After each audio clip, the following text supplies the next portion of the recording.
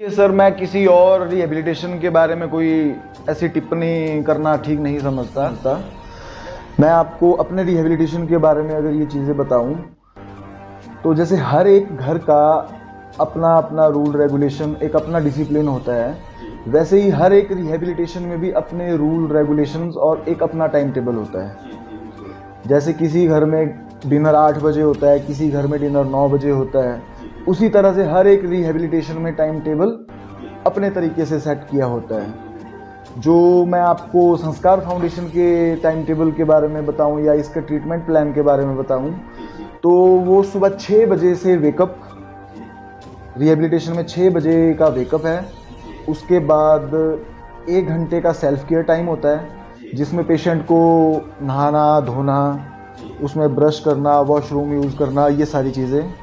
उसके बाद 7 बजे से लेकर 7:30 बजे तक स्पिरिचुअल सेशन कि जिसमें हनुमान चालीसा, सुबह की प्रार्थना, ये सारी चीज़ें आती हैं। उसके बाद से फिर योगा, मेडिटेशन, उसके बाद ब्रेकफास्ट, उसके बाद फिर जो इनके सेशंस होते हैं, जैसे जीएफटी हो गया, इनका साइकोलॉजिस्ट इनके सेशंस लेती है, जिसमें ग्रुप डिस्कशन, इंडिविजुअल काउंसलिंग, ये सारी चीज़ें आती हैं। उसके बाद एमएसडब्ल्यू, सोशल वर्कर के सेशन होते हैं, जिसमें हर एक पेशेंट को एक productive member of the society बनाने के लिए जोर दिया जाता है, एक समाज का उत्पादक सदस्य बनने के लिए उसको मोटिवेट किया जाता है ना, जिसमें वो अलग अलग थेरेपीज यूज़ करते हैं, जिसमें अलग अलग सेशंस, अलग अलग टॉपिक के ऊपर शेयरिंग की जाती है। उसके बाद से इनका फिर लंच, 1 बजे का लंच टाइमिंग होता है, 1 से 1:30 बजे तक लंच का टाइम, 1:30 बजे से लेकर 3:30 बजे तक इनका रेस्ट टाइम, जिसमें पेशेंट खाना खा के 2 घंटे का रेस्ट टाइम होता है। 3:30 बजे जब ये उठते हैं तो इनको फिर चाय बिस्किट, है ना, और 4 बजे तक ये अपना वॉशरूम वगैरह जाके सेशंस के लिए फिर से रेडी हो जाते हैं। तो 4 बजे इनके फिर से स्टेप वर्किंग के सेशंस होते हैं, जिसमें स्टेप्स के ऊपर काम कराया जाता है। जो नार्कोटिक्स एनोनिमस और एल्कोहलिक एनोनिमस के स्टेप वर्किंग होती है, उसके ऊपर सेशंस होते हैं, अलग टॉपिक्स होते हैं। तो इनको राइटिंग करना, अपनी ज़िंदगी से रिलेट करना, जो टॉपिक दिया हुआ है वो चीज़ें उसमें इंक्लूड होती हैं। उसके बाद फिर इनका शेयरिंग सेशन लगता है। शेयरिंग सेशन का सबसे ज़्यादा बड़ा मकसद ये है कि जो नशे की चंगुल में फंसा हुआ इंसान होता है, उसको लगता है कि वो इस दुनिया में अकेला है। एक समय ऐसा आता है कि माँ बाप, उसके जो सगे संबंधी होते हैं, वो भी उसका साथ देना छोड़ देते हैं, और पेशेंट ये समझता है कि मैं अब इस दुनिया में अकेला हूँ, है ना, मेरे साथ मेरी फैमिली भी खड़ी नहीं है ना, मेरे साथ मैं बिल्कुल अकेला हूँ। तो उस इंसान को ये चीज़ रियलाइज़ कराई जाती है कि आपकी ज़िंदगी में आपने नशे के कारण जो हथकंडे अपनाए अपने नशे को हासिल करने के लिए, चाहे वो घर वालों को परेशान करना, चाहे वो कहीं चोरी करना, चाहे घर के सामान बेचना, जो भी चीज़ें इसमें इंक्लूड होती हैं, कि एक इंसान जब नशा करता है तो वो अपना नशा करने के लिए किस हद तक चला जाता है, वो चीज़ें उस शेयरिंग में आती हैं। जिससे क्या होता है कि जो नए पेशेंट होते हैं, उनको ये मोटिवेशन मिलती है कि ये बंदा, इसने अपनी लाइफ में इतनी गिरावटें आने के बावजूद भी ये बंदा आज एक सही रास्ते पे है, एक नशा मुक्त ज़िंदगी जी रहा है। तो उससे नए पेशेंटों को एक मोटिवेशन मिलती है। और कई बच्चे ऐसे भी होते हैं कि जो अभी उतनी गिरावटों तक पहुँचे नहीं होते हैं, तो उनके लिए वो भी एक प्लस पॉइंट होता है कि ठीक है यार, मैं अच्छा हुआ कि जल्दी यहाँ पे आ गया, नहीं तो मेरी ज़िंदगी में भी आगे आने वाले समय में मेरे को भी ये ऐसे काम करने पड़ते अपने नशे को हासिल करने के लिए। जी सर, और मैं ये भी जानना चाहता हूँ, जो अपने यहाँ पर पेशेंट है उसकी कोई एज लिमिट होती है? जैसे मतलब बच्चे अभी काफ़ी छोटी उम्र में ही जो है 14-15 साल के बच्चे हैं नशे की और जो जा रहे हैं, तो उनको भी जो यहाँ पर आप एडमिशन देते हैं, थोड़ा बताना चाहेंगे आप? जी, इसमें जो मिनिमम एज लिमिट है वो 18 ईयर्स की है ना। 18 साल से ऊपर का जो भी एडल्ट पेशेंट है, जो भी नशे की आदत में फंस चुका है, नशे की बीमारी में फंस चुका है, तो 18 ईयर्स से एडमिशन लेना हम शुरू करते हैं, है ना। क्योंकि नशा तो 13 साल के, 14 साल के, 15 साल के बच्चे भी कर रहे हैं, लेकिन जो गवर्नमेंट की गाइडलाइंस होती हैं वो कि 18 साल से कम एज के बंदे को रिहेबिलिटेशन में नहीं रख सकते। उसके लिए अलग टर्म कंडीशंस होती हैं, उसके लिए एक अलग से स्ट्रक्चर्ड प्लान होता है। तो जो रिहेबिलिटेशन में पेशेंट होगा वो 18 से ऊपर वाला पेशेंट होता है और उसकी मैक्सिमम कोई एज लिमिट नहीं है। जो कई 55, 60 प्लस भी पेशेंट्स होते हैं तो उनके लिए रिहेबिलिटेशन में गाइडलाइंस होती हैं कि उनको थोड़ा सा सेग्रीगेट रखा जाता है, उनको और एडल्ट पेशेंटों से थोड़ा सा अलग रखा जाता है, उनका रहने सहने का थोड़ा प्रोसीजर अलग होता है। जी। और हमने ये भी सुना है जैसे मतलब यहाँ पर जो मतलब आप जो है वीआईपी ट्रीटमेंट भी देते हैं, जैसे मतलब कोई अगर वीआईपी ट्रीटमेंट लेना चाहता है तो वो भी आप देते हैं, थोड़ा बताना चाहेंगे आप?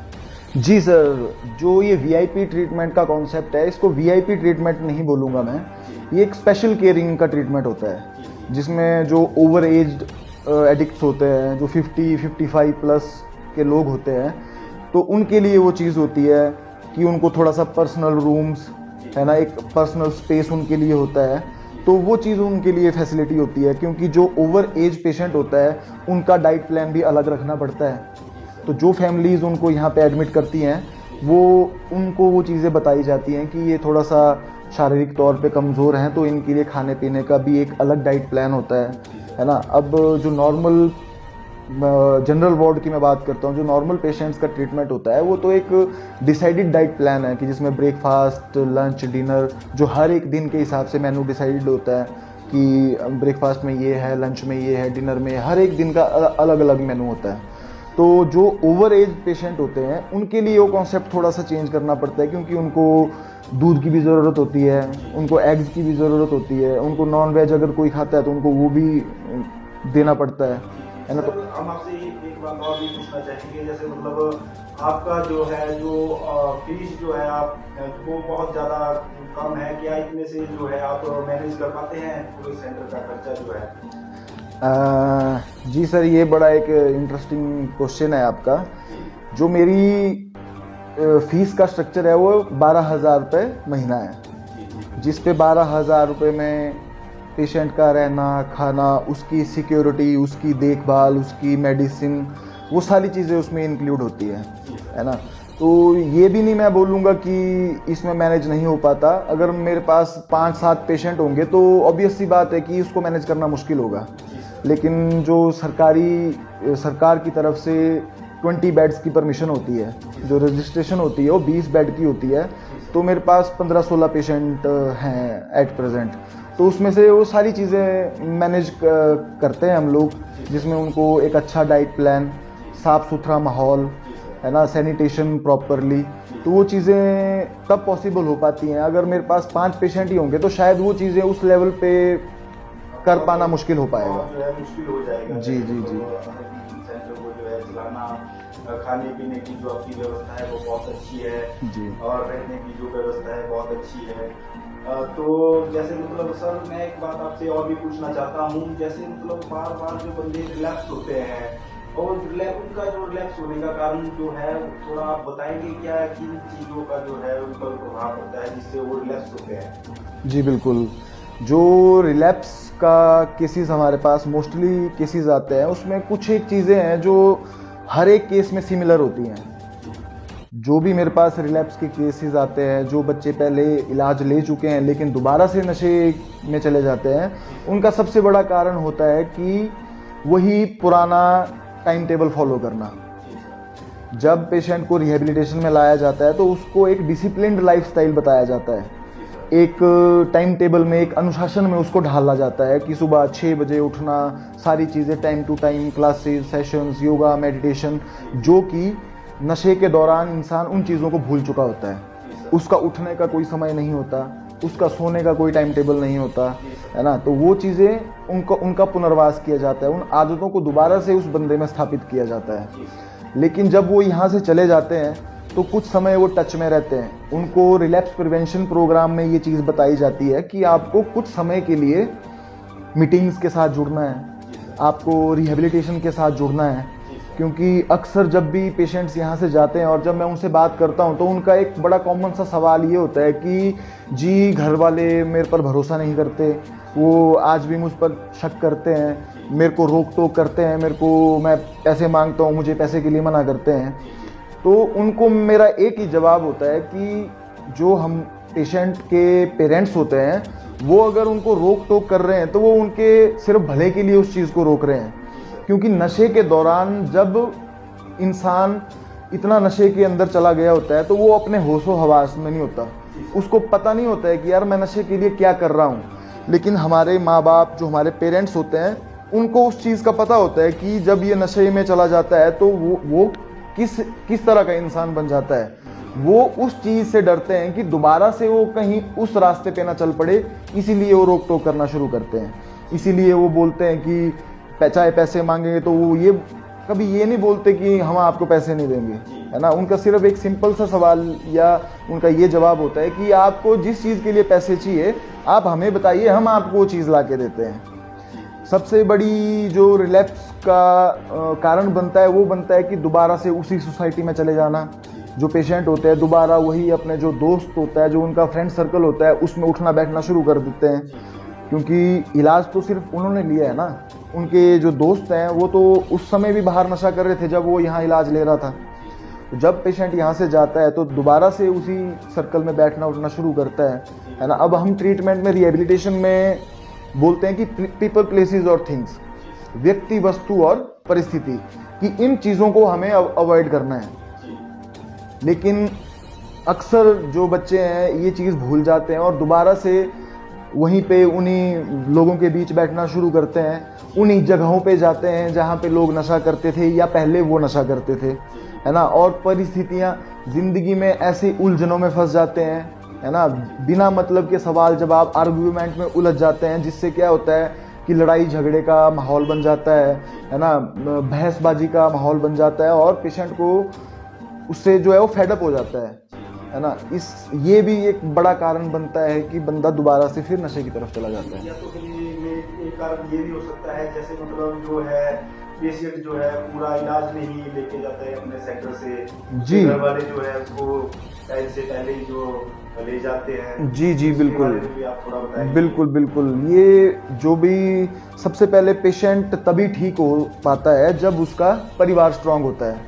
अब कई केसेस हमारे पास ऐसे आते हैं कि बच्चे को 2 महीने हो जाते हैं तो पेरेंट्स बोलते हैं कि नहीं अब तो ये ठीक हो गया होगा तो हम इसको ले जाते हैं, है ना, इसको ले जाएंगे, देखते हैं कि अब कैसे चलता है। तो सबसे बड़ी बात है सर कि जो बंदा पिछले 5-10 साल से नशा कर रहा है, सबसे पहली बात है कि वो महीने 2 महीने में कैसे ठीक हो सकता है। सिर्फ फिजिकली ग्रोथ के लिए ही मिनिमम 90 डेज लगते हैं। कि जो लोग चिट्टा पीते हैं, जैसे जो इंजेक्शन लगाते हैं, उनको मैक्सिमम पेशेंट्स को HCV होता है ना, काला पीलिया बोलते हैं जिसको, हेपेटाइटिस C। तो डॉक्टर्स भी ये चीज़ बोलते हैं कि उनकी मेडिसिन तब शुरू होती है जब उनको 90 डेज पूरे हो जाते हैं। क्योंकि 90 डेज लग जाते हैं हमारी बॉडी में ब्लड को दोबारा से साफ होने में, दोबारा से बनने में।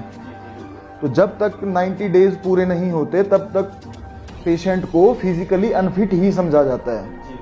90 दिन तक तो उस बंदे का ब्लड दोबारा से बनेगा, वो बंदा फिजिकली फिट होगा। उसके बाद से ट्रीटमेंट का प्लान अगला शुरू होता है कि जिसमें काउंसलिंग ऐड होती है, उसमें क्लासेस लगाएगा, उसकी इंडिविजुअल काउंसलिंग होगी, जिसमें ये जानने की कोशिश की जाती है कि बंदा आखिर नशे में इतना किस कारण से गया, वो रूट्स जानने की कोशिश की जाती है।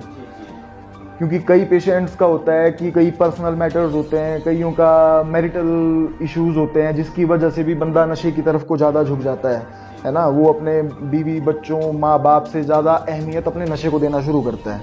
तो वो रूट्स जानने की कोशिश करते हैं। जब तक हमें उसकी जड़ का पता नहीं होगा कि इंसान ये इस कारण से नशे की तरफ ज़्यादा झुक चुका है, जब तक हमें उस कारण का खुद पता नहीं होगा तो हम उसका इलाज नहीं कर पाएंगे। तो ये चीज़ें सारी काउंसलिंग के ऊपर डिपेंड करती हैं। जितना समय इंसान ये चीज़ें सेशंस लगाएगा, काउंसलिंग में इन्वॉल्व होगा, सारी एक्टिविटी में पार्टिसिपेट करेगा, तो ये सारी चीज़ें धीरे धीरे बंदे को रिकवरी में लाने की एक प्रक्रिया है। जी। जैसे मतलब आपके बोलने का ये तात्पर्य है कि जैसे मतलब जो माँ बाप जो अपने बच्चों को यहाँ पर छोड़ते हैं इलाज के लिए, वही जो है अपने बच्चों के इलाज में बाधा जो है बन जाते हैं। तो सर हम आपसे और भी जानना चाहेंगे जब मैंने देखा है यहाँ पर आपके जो है अंदर जो है काफी बड़ा इंडोर स्टेडियम जो आपने खेलने की व्यवस्था है, जैसे मतलब क्रिकेट वगैरह, चेस है यहाँ पर, लूडो है, कैरम बोर्ड वगैरह है, तो बहुत अच्छी व्यवस्था है। तो ये इसलिए जो है आप थोड़ा बताएंगे? जी बिल्कुल, ये जो एक्टिविटीज़ का जो सिस्टम है या जो इंडोर गेम्स का है, ये कॉन्सेप्ट इसलिए है कि पेशेंट को ये फील ना हो कि वो एक बंदिश में है, कि वो एक चार दीवारी में कैद हो गया है या वो किसी चीज़ की सज़ा काट रहा है। हमारा मेन मकसद है कि उसको एक अच्छा माहौल देना, एक अच्छा डाइट प्लान उसको देना, एक साफ़ सुथरा एनवायरनमेंट देना, और सबसे बड़ी बात कि उसके एंटरटेनमेंट की पूरी सुविधा उसको देना। क्योंकि पेशेंट जो होता है, जो संस्कार फाउंडेशन का टाइम टेबल है, उसमें सैटरडे तक सेशंस होते हैं, मंडे टू सैटरडे। सैटरडे को हाफ डे के बाद ऑफ होता है, तो सैटरडे को हाफ डे के बाद उनका गेम्स, उनका डांस एक्टिविटी, उनके अंताक्षरी के सेशंस होते हैं, जिसमें क्या है, उनको मूड मेकिंग बोला जाता है कि पूरा हफ्ता उनका काम है कि सेशंस लगाने, उसमें चीज़ें सीखनी, एक दूसरे को सिखानी, एक दूसरे की मदद करनी, और उसके बाद जो वीकेंड होता है उसमें थोड़ा सा एंटरटेनमेंट का प्रोसीजर होता है, जिसमें उनको गेम्स, कैरम बोर्ड खेलना हो गया, इंडोर क्रिकेट होता है, जो मैं अपने पेज पे वीडियोस डालता हूँ, है ना।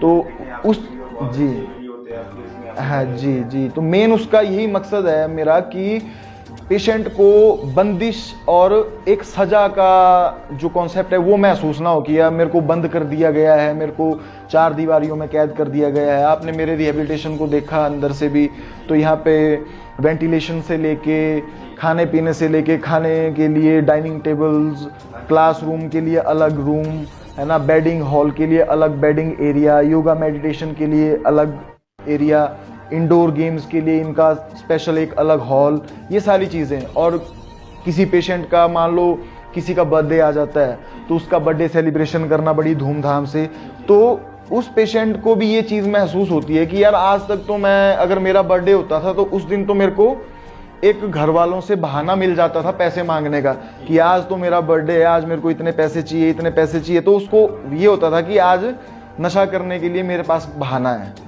लेकिन जब वो यहाँ पे अपना बर्थडे सेलिब्रेशन करता है, तो उसके दिमाग में कहीं ना कहीं ये चीज़ होती है कि यार आज तक तो मैंने अपने बर्थडे पे या अपनी सेलिब्रेशन पे हमेशा नशा ही किया, लेकिन आज पहली बार मैं बिना नशे के